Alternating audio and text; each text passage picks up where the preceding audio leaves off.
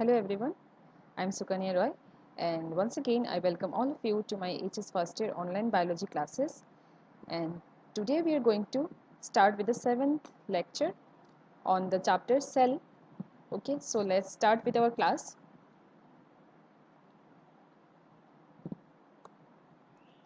So in today's lecture we will discuss about some of the basic important cell organelles of the different types of cells. The first one that we will study is about lysosomes. So lysosomes are the very small membrane bound structures present in the eukaryotic cells, and they actually consists of different types of hydrolytic enzymes. Clear? So the lysosomes, you can see here a diagram is given where a complete cell is shown, and within the cell in the cytoplasm different lysosomes are present. Have you seen?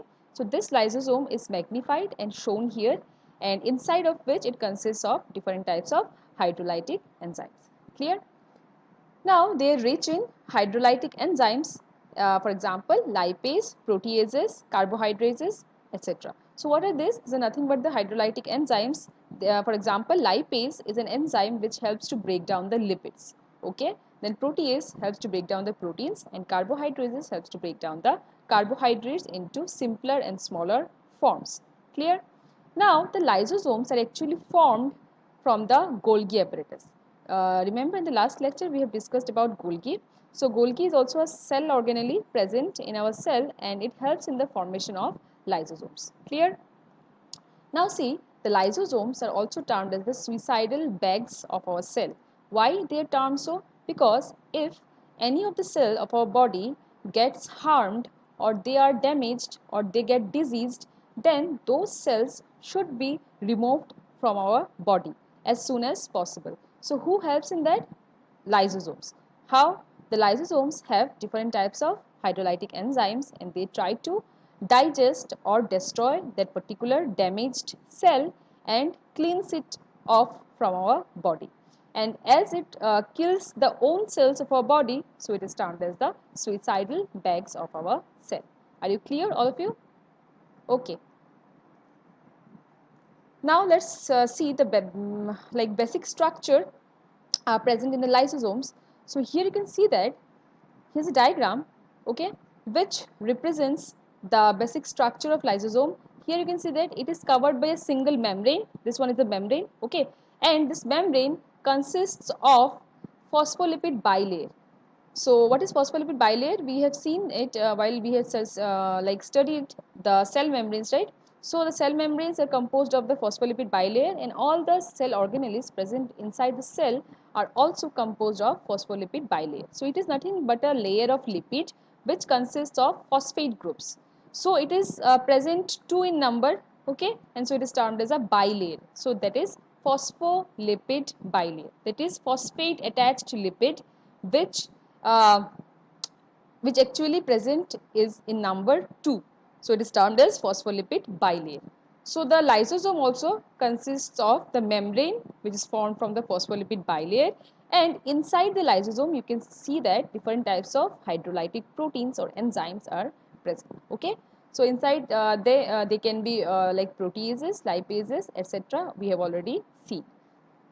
They have a very simple structure consisting of a single membrane enclosing all the important hydrolytic enzymes, and all these enzymes are generally acidic in nature because this acidity actually helps them to break down or destroy or digest the different types of substances.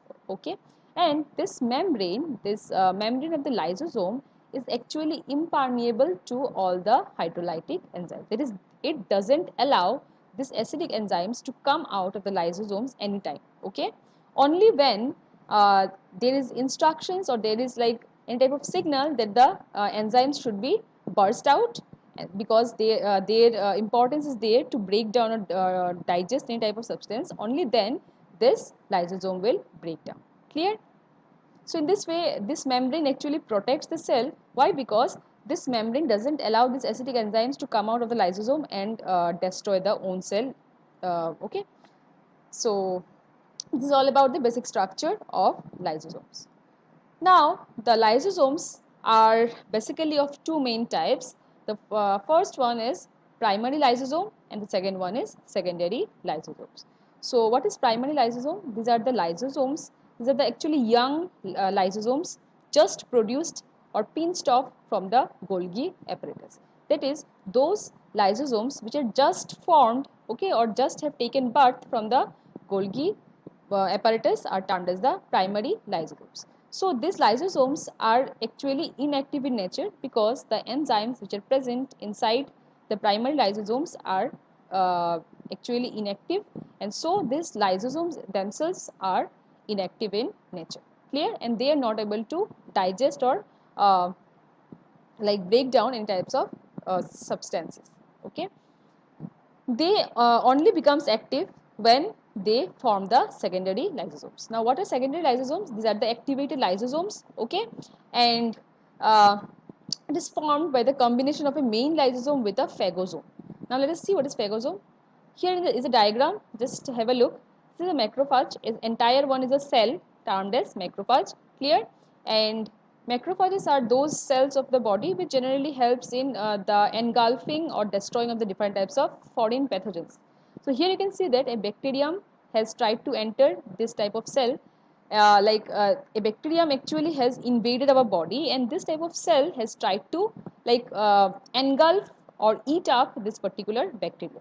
So while eating it up, what it will do is it will extend its cytoplasm, it will extend its cell membrane, and it will form a vesicle or a surrounding or a like sac like compartment, okay, and this compartment which consists of the invaded foreign particle or bacterium here is termed as phagosome. That means phagosome is nothing but a compartment, this one, okay, a compartment or a sac-like structure which contains the uh, foreign pathogen which the cell has tried to engulf. Clear? So this is a phagosome. So when a lysosome, now this one is the primary lysosome, that is the inactive lysosome.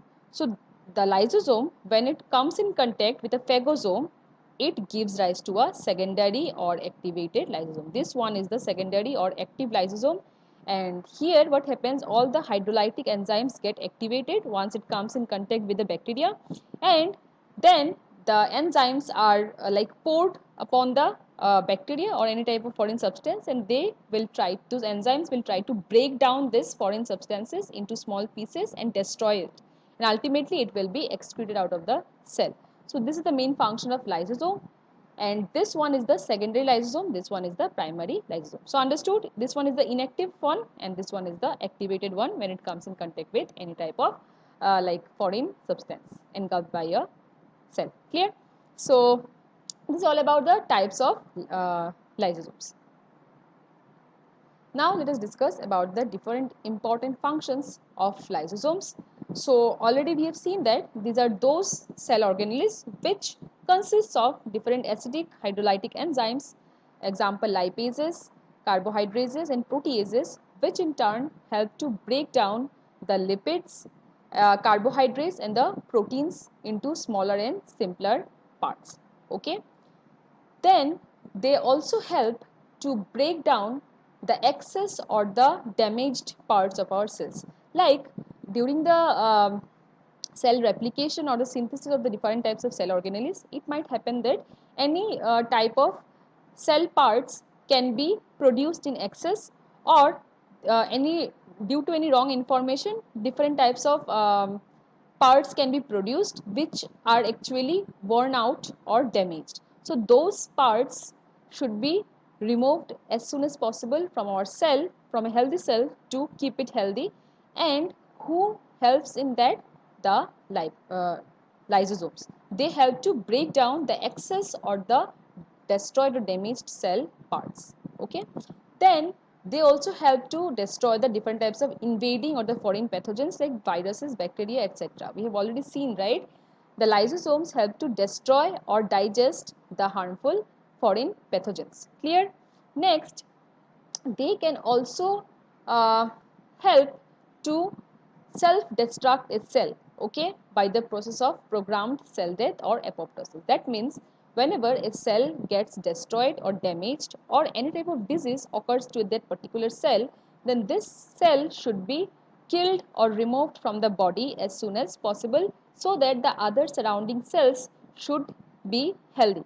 Okay, and for that the lysosomes play a very important role, as they act themselves as the suicidal bags. What happens is they burst out and release all the acidic hydrolytic enzymes, and those enzymes in turn help to digest that particular cell of our body, and as it is digesting or destroying the body's own cells, so it is termed as suicidal bags of the cell. And the process by which the lysosomes actually help to self-destruct a particular cell is termed as programmed cell death or apoptosis. That is, this is the process by which the cells of our body is programmed towards death. That is, those cells only, those who are destroyed or diseased, and in that the lysosomes play a very important role. So these are the very important functions of lysosomes. Please try to keep all of this in mind. Okay. The next cell organelle which we will study in our this lecture is ribosomes. So ribosomes, they are the essential cell organelles which help in protein synthesis, right? All of us know that the ribosomes are the protein factories of the cells, and they help to synthesize different types of proteins which are very much essential for our body. All of us know that the proteins are the building blocks of our body as well as the cells, and who helps to form the different types of proteins? These are the ribosomes. So you can just have an idea that how much important these cell organelles are for our cells, right? So location, where are they exactly found? The ribosomes are found in both the prokaryotic and eukaryotic cells, and they are actually present, like they can be present in two forms. Okay, they can be either found in a free form, or they can be found associated with the endoplasmic reticulum. You can see the diagram. Can you see? This one is the entire cell, and in the cytoplasm of the cell you can see some very small dots are present. So these are nothing but the free ribosomes. That is, they are present scattered freely in the cytoplasm of the cell, and so they are termed as free ribosomes. Clear? So this is one form of the presence of ribosomes within our cell, and also the ribosomes can be present remaining attached with the endoplasmic reticulum. So you can see here the nucleus is there, and this nucleus, like beside the nucleus, the endoplasmic reticulum is there. Can you see these flat structures? These are nothing but the cisternae of the endoplasmic reticulums, and here also you can see that some very small granule-like structures are present, right? These are nothing but the ribosomes attached with the endoplasmic reticulum. So this type of endoplasmic reticulum is termed as what? The rough endoplasmic reticulum. Due to the presence of ribosomes on the external surface, they appear as rough in structure, and so they are termed as rough endoplasmic reticulums. So basically the ribosomes are present in two forms, right? They are either present freely in the cytoplasm, or they remain attached with the endoplasmic reticulum, giving rise to rough endoplasmic reticulum. And the ribosomes are the cell's protein factories, as they help in the synthesis of the different types of important proteins for our cell. Am I clear to all of you? Okay. Now let's have a look at the basic structure of ribosomes. So the ribosomes actually can be divided into two parts, okay, or two sections. The larger, both the sections are termed as subunits, and the larger section is termed as larger subunit, and the small section is termed as the small subunit.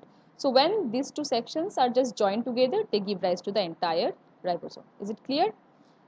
Now see the composition of ribosomes. Ribosomes are mainly formed with the help of proteins and RNA. See, ribosomes are made up of proteins and ribonucleic acid, that is RNA. Clear? Then already we have discussed, it comprises of two subunits, the largest subunit and the smaller subunit. Now in case of prokaryotes and eukaryotes, there are two different types of ribosomes, already we have seen. The prokaryotes have 70S type of ribosomes, and in case of eukaryotes they have 80S type of ribosomes. So in case of the prokaryotic ribosomes, the larger subunit is of 50S type and the smaller subunit is of 30S type. While in case of the eukaryotic ribosomes, the larger subunit is of 60S type, the smaller subunit is of 40S type. Now what is S here, or what does S signify here? The S represents the Sedberg's unit, which is nothing but the unit, a unit of time. Okay, that is 1 Sedberg unit is equal to 10 to the power minus 13 seconds. Now, when the ribosomes are subjected to the process of sedimentation, then what happens at the time period of about 80s, the eukaryotic ribosomes are sedimented, while in a time period of about 70s, the prokaryotic ribosomes are sedimented, and hence they derive the name of 70s ribosomes in case of prokaryotes and 80s ribosomes in case of eukaryotes. Hope you are clear with the terms. Next is the important functions of the ribosomes. So the ribosomes are termed as the protein factories of the cell because they help to synthesize the different types of proteins, which in turn help to maintain the different metabolic activities of our cell. All of us know that the proteins are the building blocks of our body and also our cells, and these proteins are mainly synthesized in a place or a site termed as the ribosomes. So what the ribosomes actually do is they play a very important role in assembling the amino acids to form specific proteins. What is amino acids? These are the single units which come together to form the proteins. So what is the main function of ribosomes? They actually help to bring together the different single units or the monomeric units termed as amino acids, which when come together they form the entire proteins. Hence the ribosomes are termed as the sites of protein synthesis, and they are the factories where the proteins are synthesized within our cell. Clear? The next type of cell organelle which we will study in this class is vacuole. So what is a vacuole? It is a cavity within the cytoplasm of the cell, and it is covered by a single membrane. So here is a diagram. You can see that it is a plant cell, and here you can see this cavity, this large cavity is termed as vacuole, and it is present in the cytoplasm of the cell, and the membrane, okay, this membrane which surrounds the vacuole is termed as the tonoplast. Clear? So vacuoles are found in the different types of cells like plant cells, then cells of the protist, and in some primitive animal cells. In the advanced animal cells, the vacuoles are generally absent. Even if they are present, then they are very small. Clear? But in case of plant cells, the vacuoles are very large. Okay, they can even occupy up to 90% of the volume of the plant cell. Okay, now you can see that this diagram represents the diagram of a vacuole, where the membrane which surrounds this membrane is termed as the tonoplast, and the fluid content present in the vacuole is termed as the cell. Clear? The vacuole is bounded by a single membrane called tonoplast. Already we have seen, right?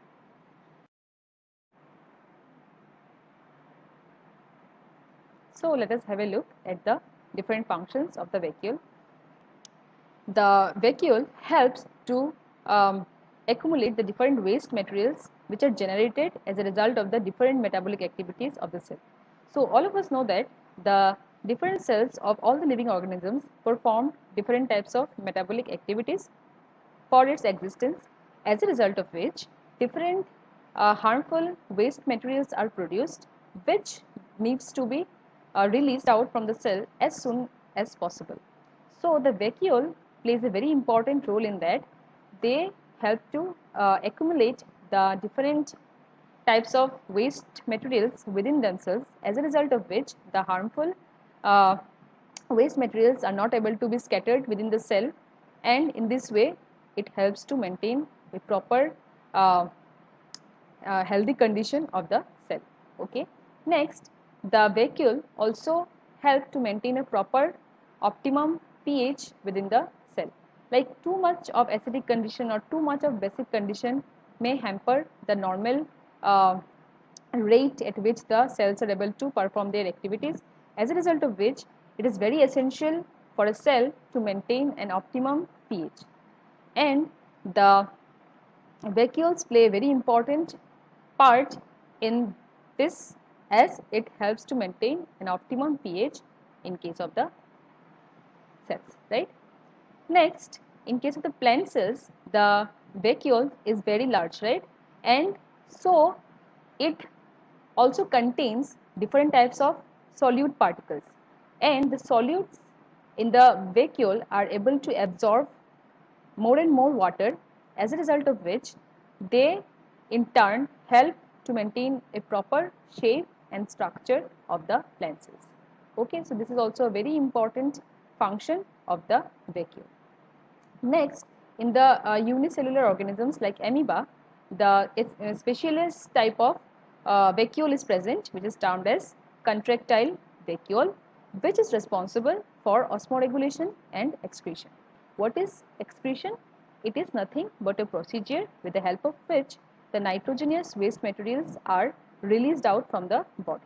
And what is osmoregulation?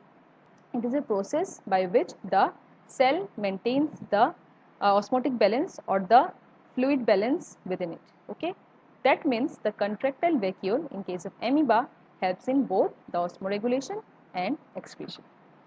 Next, in many cells, for example, the cells of the protists or different animal cells, a specialized type of vacuole is found, which is termed as food vacuole, which can help to engulf and store the food on a temporary basis, and also in turn helps in digestion of the food.